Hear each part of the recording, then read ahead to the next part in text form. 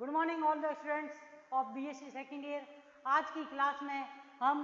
नया topic समकारी filter जो कि रेक्टिफायर के बाद में यूज किया जाता है उसके बारे में पढ़ेंगे। इस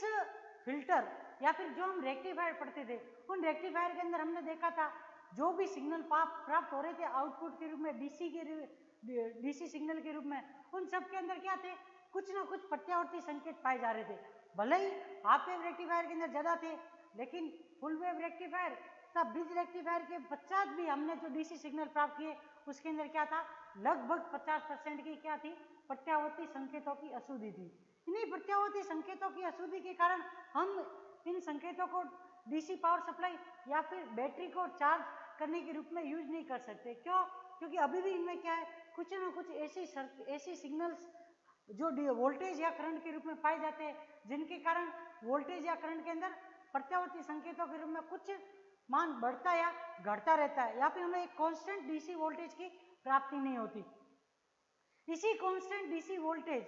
की प्राप्ति करने के लिए हम किसका यूज करते हैं, समकारी फिल्टर का। यह समकारी फिल्टर जो होता है उसका मेन वर्क जो होता है कि पूर्ण तरंग निष्कारी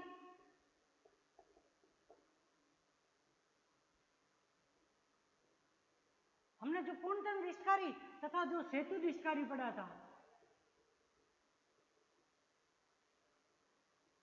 इन दोनों प्रकार के निष्कारी से जो हमें आउटपुट के रूप में डीसी सिग्नल्स मिलते हैं वो क्या होते हैं, पूर्ण रूप से शुद्ध नहीं होते। इन्हें पूर्ण रूप से शुद्ध करने के लिए किसका यूज किया जाता है, समकारी फिल्टर का यूज किया जाता है, जो कि इन दोनों निष्कारियों से प्राप्त डिस्ट संकेतों में से क्या करता है, प्रत्यावर्ती संकेतों की अशुद्धि को हटाता है तथा हमें पूर्ण रूप से शुद्ध डिस्ट संकेतों को प्रदान करता है। तो हम ये कह सकते हैं कि समकारी फिल्टर एक ऐसी युक्ति है जिसकी सहायता से पूर्ण तरंग डिस्टकारी तथा सेतु डिस्टकारी से प्राप्त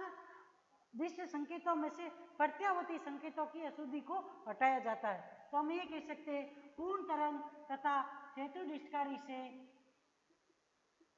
प्राप्त डिस्ट संकेतों में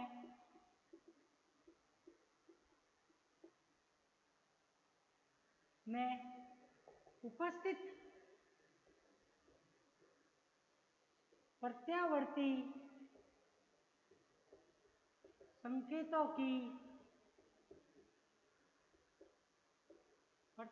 संकेतों की अशुद्धि को हटाने के लिए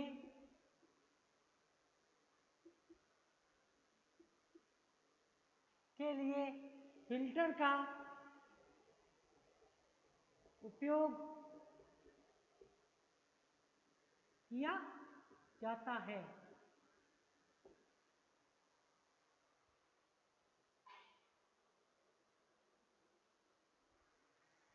जहां फिल्टर एक ऐसी युक्ति होती है जिससे इन संकेतों को पूर्ण रूप से डिस्ट संकेतों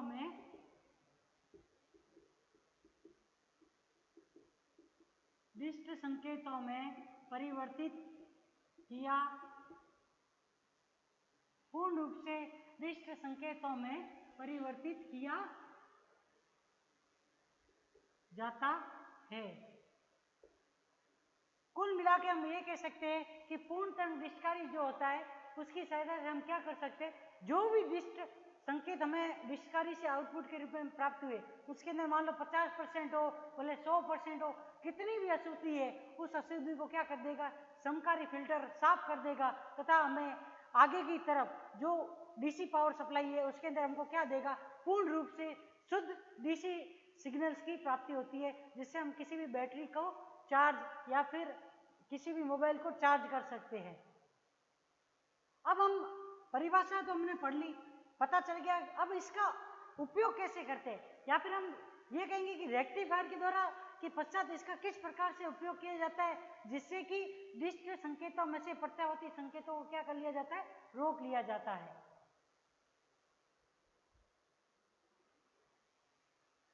अब हम इसी के अंदर आगे की तरफ समकारी फिल्टर जो होता है उसका सर्किट डायग्राम या फिर संकेत जो हम रेखांकित चित्र है उसके बारे में देखेंगे कि ये किस प्रकार से बना हुआ होता है, या फिर डिस्ट जो हम पूर्ण तरंग डिस्टकारी का यूज करते हैं उसके पश्चात इसे किस प्रकार से जोड़ा जाता है जिसकी वजह से हमें क्या मिलते हैं, डिस्ट संकेतों की प्राप्ति होती है। तो इसकी बनावट कैसी होती है उसके बारे में हम लोग पढ़ेंगे।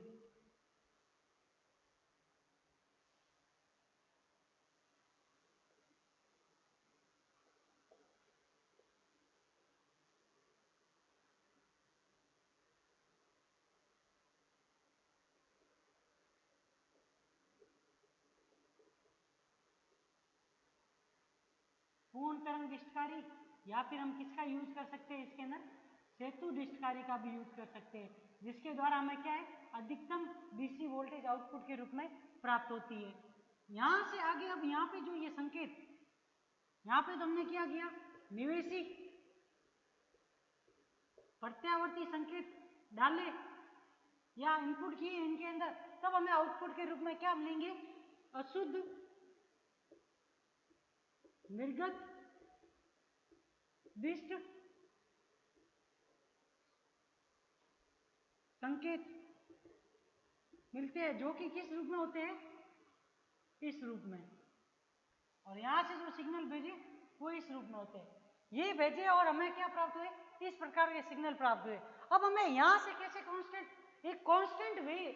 कांस्टेंट रूप के अंदर हमें डीसी सर्किट या डीसी सिग्नल्स की प्राप्ति करनी होती है। उस वजह से अब आगे का जो सर्किट होगा इसके आगे हम क्या करते हैं, समकारी फिल्टर का उपयोग करते हैं। वो किस प्रकार से, वो इस प्रकार से, यहां पर क्या जोड़ा जाता है, लोड को जोड़ा जाता है।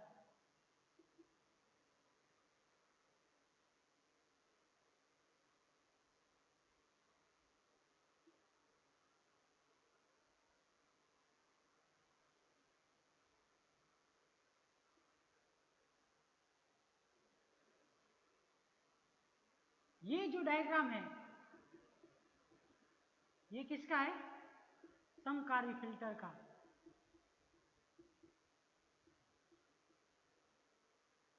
जहां पे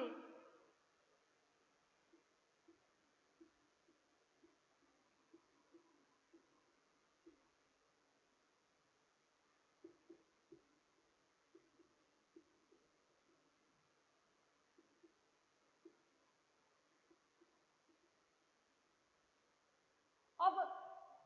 समकारी फिल्टर जो होता है उसमें किसका, लोड और हेनरी के रूप में हम कुंडली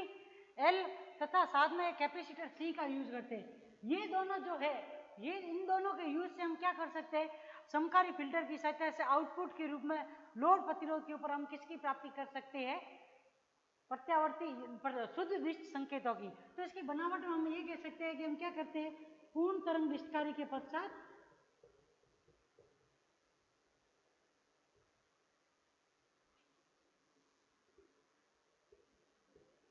हम किसका यूज करते हैं, फिल्टर का।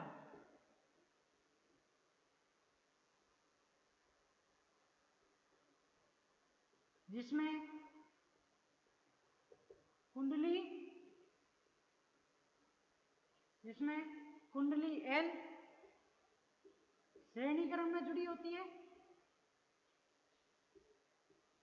वह संधारित्र सी समांतर क्रम में।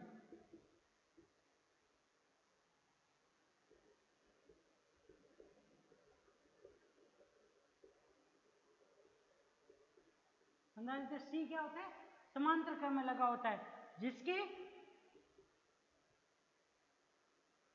पश्चात लोड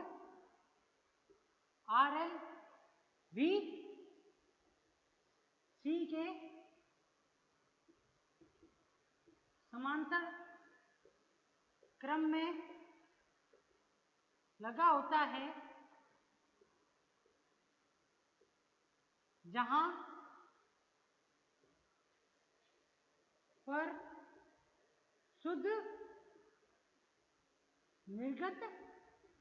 दिष्ट वोल्टा की प्राप्ति होगी।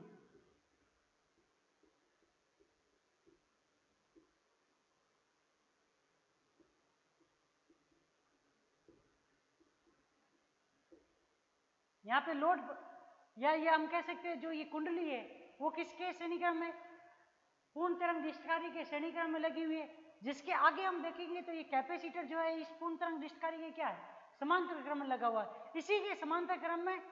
क्या लगा हुआ है, लोड प्रतिरोध लगा हुआ है। इसी लोड प्रतिरोध के ऊपर हमें क्या मिलेगा, आउटपुट के रूप में क्या मिल जाएगी, समकारी फिल्टर से फिल्टर हुई हुई पूर्ण रूप से शुद्ध दिष्ट विभव की प्राप्ति होगी। और जो कि रूप किस रूप में होती है, इस रूप में एकदम एक कांस्टेंट वे के रूप में, एक कांस्टेंट लाइन, जैसे हम कोई कांस्टेंट वैल्यू होता है उसका हम ग्राफ खींचते तो ये क्या मिलती है, एक हमें एक सीधी रेखा मिलती है, या फिर हम कह सकते हैं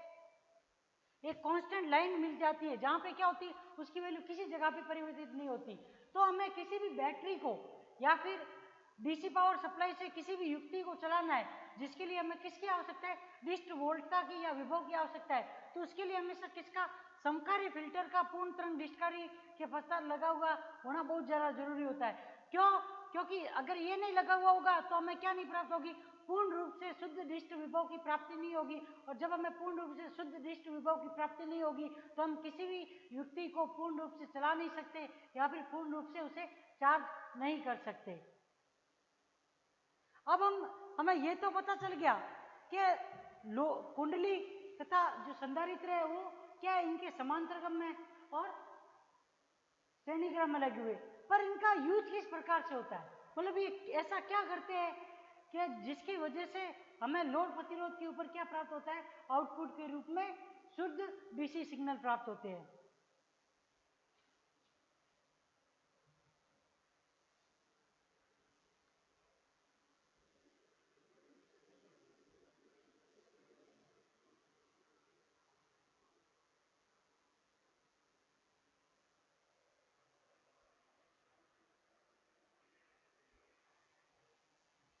अब इसके अंदर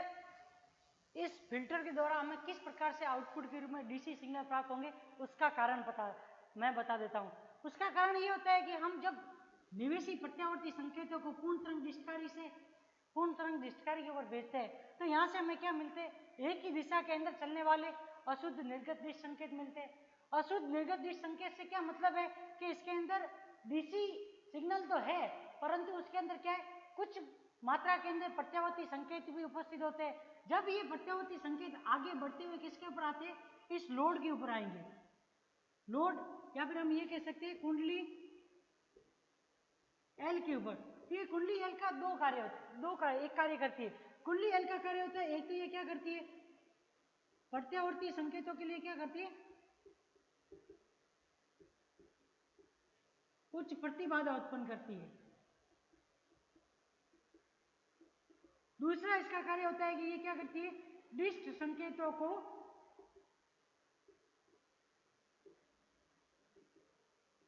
आगे बढ़ने देती है। अब यहां से लोड से प्रत्यावर्ती संकेत तो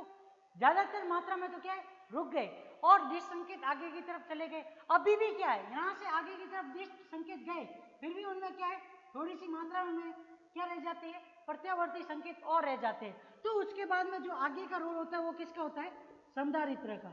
अब ये संधारित्र जो होता है वो क्या करता है, वही का वही सेम कार्य करता है जो कार्य कुंडली ने किया। अब जो भी बचे कुचे सिग्नल होते हैं,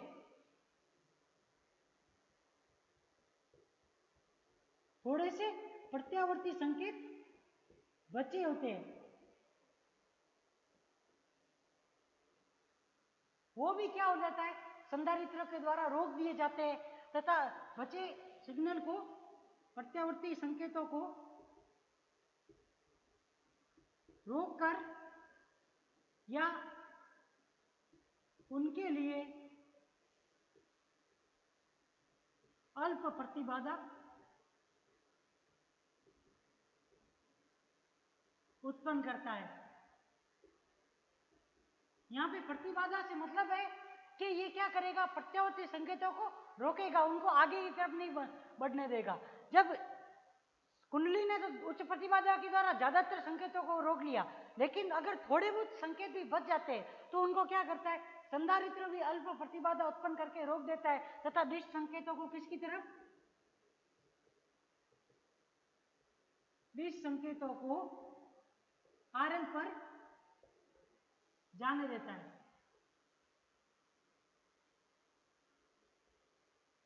जहां पे हमें क्या मिलते हैं, जहां पर शुद्ध दिष्ट विभव की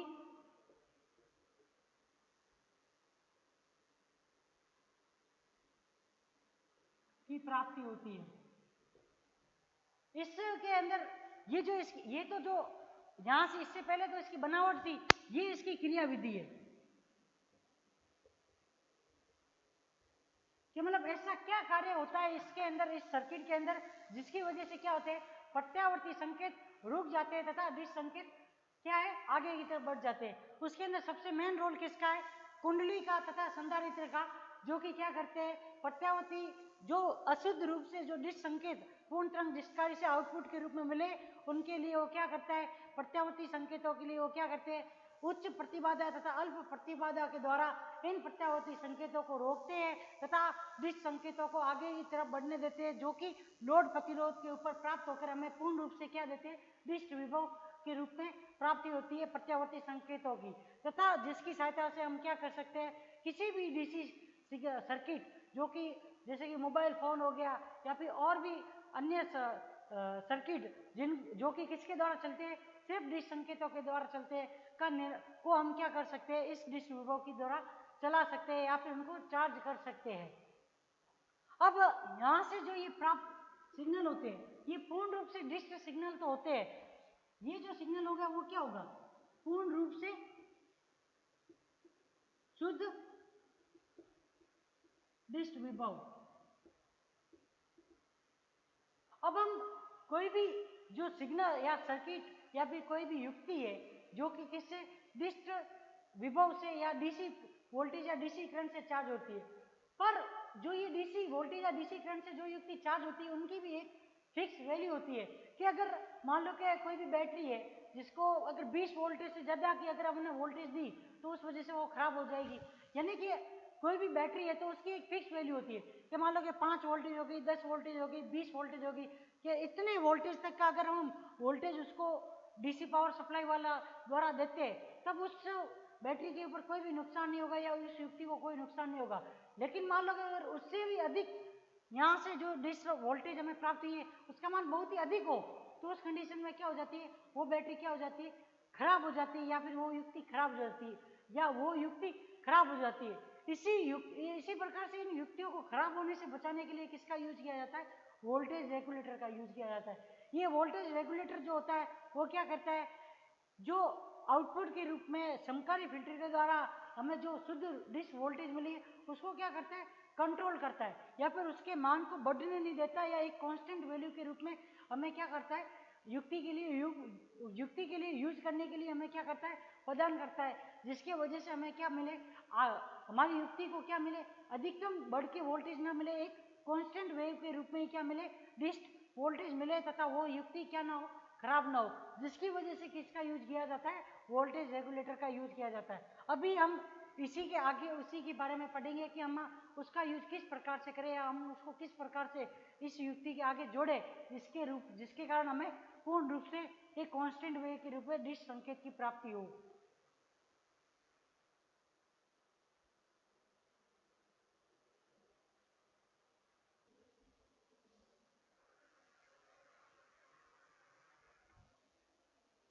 अब यहाँ पे हम आगे की तरफ इसी के अंदर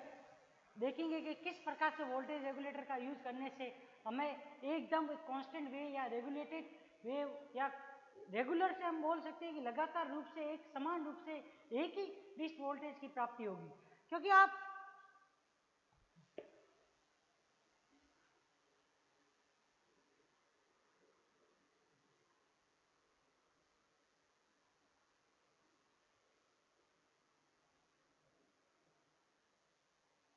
अगला जो टॉपिक है वो हमारे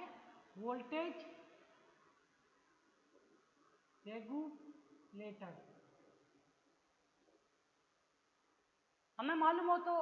जैसे कि प्रत्यावर्ती संकेतों के बारे में पढ़ते हैं तो क्या है, उसकी वैल्यू क्या है, किसी समय एकदम अधिकतम बढ़ जाती है तो किसी समय एकदम कम हो जाती है। इस एकदम अधिकतम होना या कम होने के कारण क्या होता है, इस अधिकतम होना या कम होने को हम उच्चावसन कहते हैं, जिसके अंदर क्या है, किसी भी समय बढ़ोतरी भी हो सकती है और उसके अंदर किसी भी समय एकदम उसकी वैल्यू डिक्रीज भी हो जाती है। इसके कारण क्या होता है, जो हम पूर्णतः निष्कारी या फिर समकारी फिल्टर का यूज करके हम इस प्रत्यावर्ती संकेतों से क्या बढ़ते हैं, डिस संकेत प्राप्त करते हैं, उनके ऊपर भी क्या होता है, इन ऐसे सिग्नल के एकदम बढ़ने तथा घटने के कारण भी क्या बढ़ता है, उन सिग्नलों के ऊपर भी क्या होती है, वृद्धि या कमी हो जाती है। इस वृद्धि तथा कमी के कारण या इनके अंदर जो फ्लक्चुएशन, जिसे हम इंग्लिश में फ्लक्चुएशन भी कह सकते हैं, इस वृद्धि या कमी के कारण क्या होते हैं, जो हम युक्तियाँ यूज करते हैं जिसके द्वारा जिनको हम डीसी पावर सप्लाई के द्वारा क्या करते हैं, चार्ज करते हैं, वो क्या हो जाती है, खराब होने के चांस उनके बढ़ जाते हैं। तो इन्हीं को खराब होने से बचाने के लिए किसका यूज किया जाता है, वोल्टेज रेगुलेटर का। एसी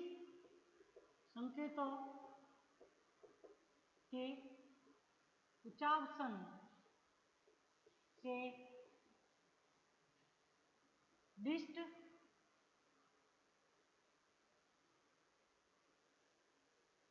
संकेतों के मान में भी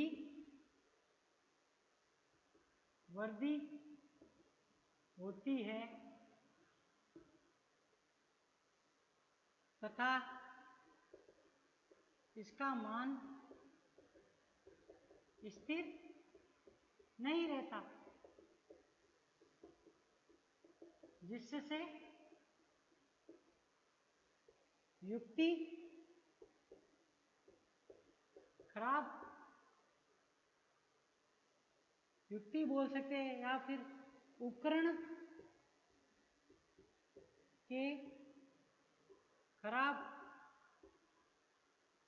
होने की संभावना बढ़ जाती है। इसलिए इसे बचाने के लिए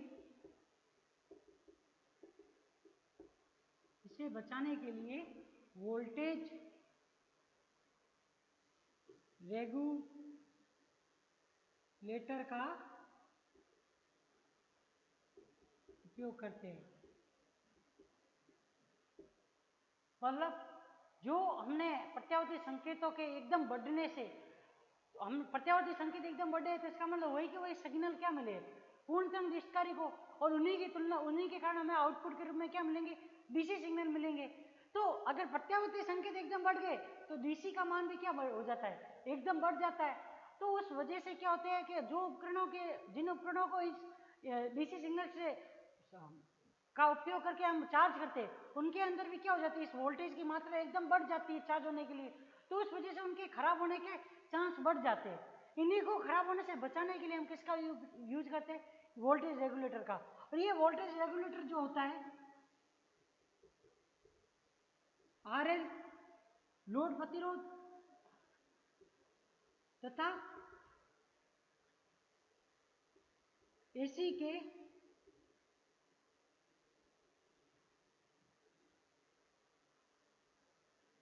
लोड प्रतिरोध तथा एसी के उच्चावसन से डीसी वोल्टता को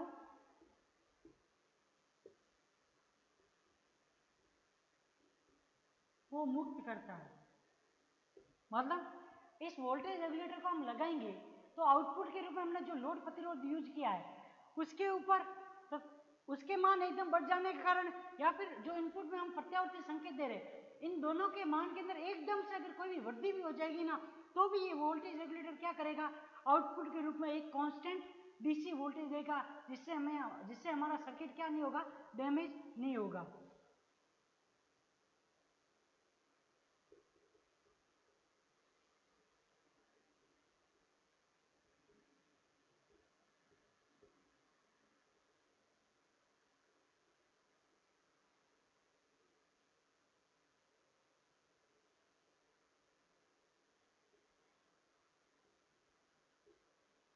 अब यहाँ पे एफ से मतलब है फ्लक्चुएशन, ये नहीं होगा या नहीं के बराबर आप कह सकते हो, इसके अंदर कोई भी इफेक्ट नहीं पड़ेगा इस वोल्टेज रेगुलेटर के कारण। ये क्या हो जाएंगे, इस एसी तथा आरएल से क्या हो जाएंगे, इसके उच्चावचन या इनके मान के अंदर परिवर्तन होने से क्या हो जाएंगे, VDC या ये वोल्टेज रेगुलेटर क्या हो जाएगा, इन आउटपुट या डीसी सिग्नल को क्या कर देता है, उससे फ्री कर देता है। जिससे हमें क्या मिलता है, एक कांस्टेंट वेव या रेगुलेटेड रूप के अंदर क्या मिलते हैं, डीसी सिग्नल की प्राप्ति होती है। अब इसका सर्किट डायग्राम कैसे बनता है वो बताते हैं। क्या उसके साथ हम कैसे कह सकते हैं कि ये वोल्टेज रेगुलेटर क्या करता है, उच्चावचन एसी या एसी के मान में जो वृद्धि होती है उसको रोकता है।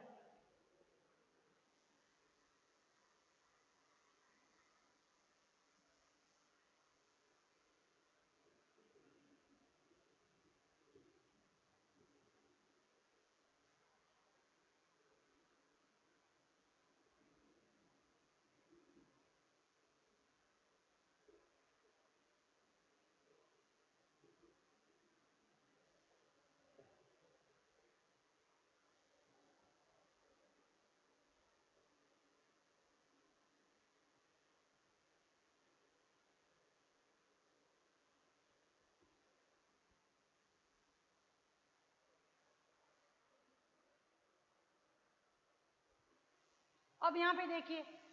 ये सर्किट जो है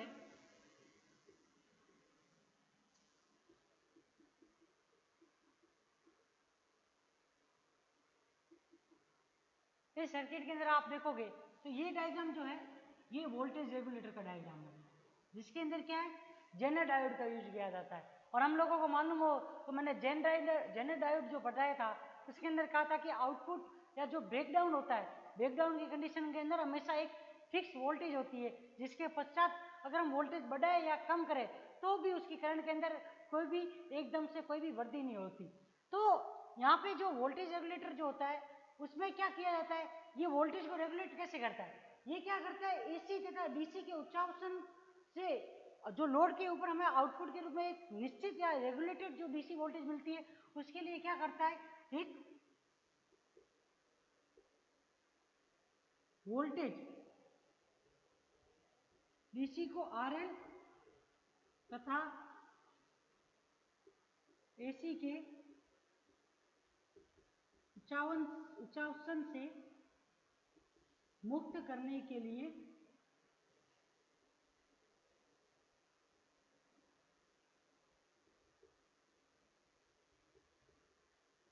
ये एक वोल्ट का लगाते हैं, जिसे रेगुलेटेड वोल्टेज कहते हैं।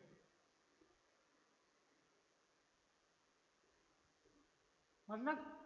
यहां से आप देखिए जो ये VZ है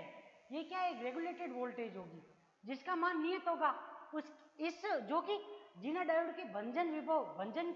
भंजन कौन सी कंडीशन होगी, जहां पे वोल्टेज के एक निश्चित मान के पश्चात करंट के अंदर एकदम वृद्धि हो जाएगी, वो वोल्ट का एक नियत वैल्यू होगी, जिसके ऊपर हम अगर हम जो हम अनरेगुलेटेड वोल्टेज जो एसी के उच्चावचन से तथा लोड के परिवर्तन के कारण प्राप्त हो के अंदर जो परिवर्तन होगा उसके कारण भी इस VZ के अंदर कोई भी परिवर्तन नहीं होगा तथा हमें लोड के ऊपर क्या मिलेगी, एक कांस्टेंट रूप में डिस्ट या फिर रेगुलेटेड वोल्टेज मिलती है, जो कि हमें क्या हमारे सर्किट को या फिर जो जिसकी सहायता से हम क्या करेंगे किसी उपकरण को चार्ज करते हैं उसके ऊपर कोई भी इफेक्ट नहीं पड़ेगा। क्योंकि यहाँ से ये जो जेनर डायोड है इस जेनर डायोड के अंदर जो ये रेगुलेटेड वोल्टेज होगी वो क्या करेगी, हमारे जो हमने आउटपुट के रूप में डीसी सिग्नल प्राप्त किए उनको क्या कर देगी, कांस्टेंट कर देती है या फिर उनको बढ़ने नहीं देती तथा हमें आउटपुट के रूप में पूरे डीसी पावर सप्लाई के अंदर आउटपुट के रूप में एक कांस्टेंट डीसी सिग्नल की प्राप्ति होती है तथा इन कांस्टेंट डीसी सिग्नल की सहायता से हमें क्या होता है, हमें जो सर्किट कोई भी सर्किट को हमें चार्ज करना है या फिर मान लो कोई भी उपकरण है जैसे कि मोबाइल हो गया या फिर एसी हो गई, कोई भी वस्तु है जो कि डीसी सिग्नल से चलती है उनके लिए क्या मिल जाती है, एक नियत रेगुलेटेड वोल्टेज मिल जाती है, जिससे कि क्या हो जाती है कोई भी उपकरण क्या है वो खराब नहीं होता। इसके अंदर भी क्या होती है, दो कंडीशन होती है। दूसरी चीज ये कि वोल्टेज रेगुलेटर का निर्माण करने के लिए किसका यूज किया जाता है, जेनर डायोड का।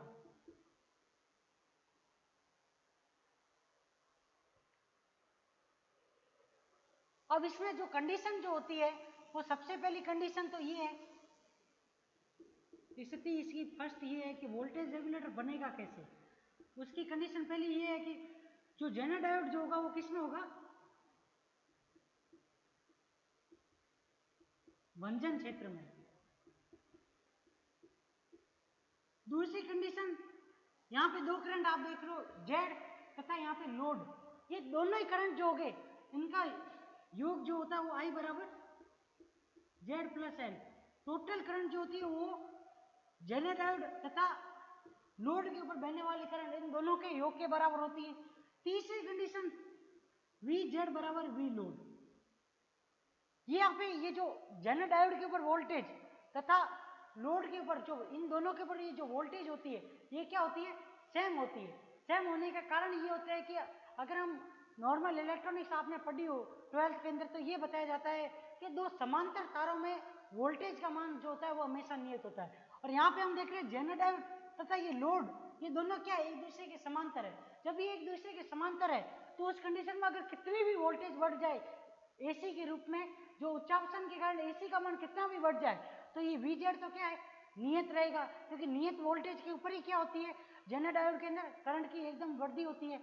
और उसी समय जेनर डायोड चलता है। तो जब ये वीजेड नियत है तो अगर एसी के अंदर कितना भी परिवर्तन होगा या फिर आउटपुट के रूप में पूर्ण तरंग निष्कारी या समकारी फिल्टर के द्वारा जो डीसी वोल्टेज है वो कितनी भी बढ़ जाएगी ना, तब भी आउटपुट या इस लोड के ऊपर इस जेनर डायोड के पश्चात हमें क्या है, एक नियत वोल्टेज प्राप्त होती है। उसका कारण होता है कि ये दोनों तारे क्या है, एक दूसरे के समांतर है। जब ये एक दूसरे के समांतर है तो समांतर तारों के अंदर वोल्टता का भी मान क्या होता है, समान होता है। अब ये तो स्थिति, ये स्थितियां होगी तभी क्या होगा, वोल्टेज रेगुलेटर का निर्माण होगा। अब उसके बाद में क्या, दो कंडीशन होती है। एक तो केस फर्स्ट ये कि VDC इंक्रीज हो, दूसरी कंडीशन ये इसी के अंदर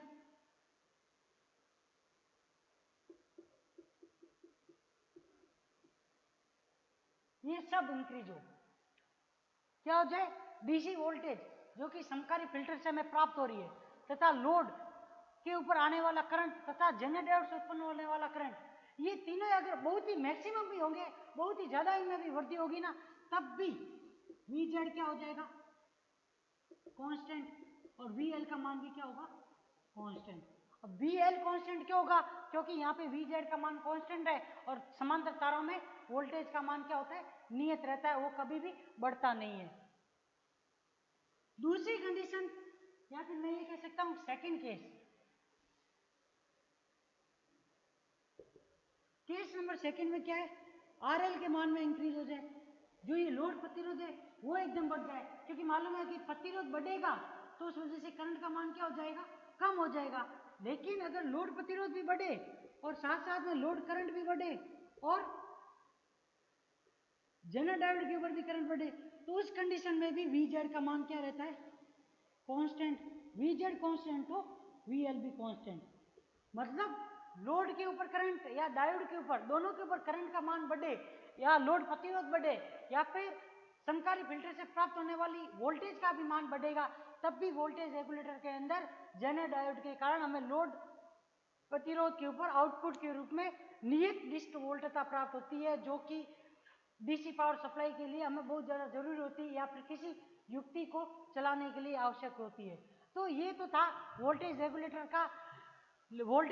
का निर्माण तथा उसकी कंडीशन, जिसके द्वारा हम किसी भी युक्ति को चार्ज करते हैं एक नियत डिस्ट वोल्टेज के ऊपर। ये आपका लास्ट टॉपिक था फर्स्ट यूनिट का। अब हम जो नेक्स्ट क्लास जो होगी उसके अंदर हम सेकेंड यूनिट, जिसके अंदर जंक्शन फिल इफेक्ट ट्रांजिस्टर का यूज या उसका निर्माण कैसे होता है, उसके अंदर किस प्रकार से करंट फ्लो होती है, उसके बारे में पढ़ेंगे कल की क्लास में।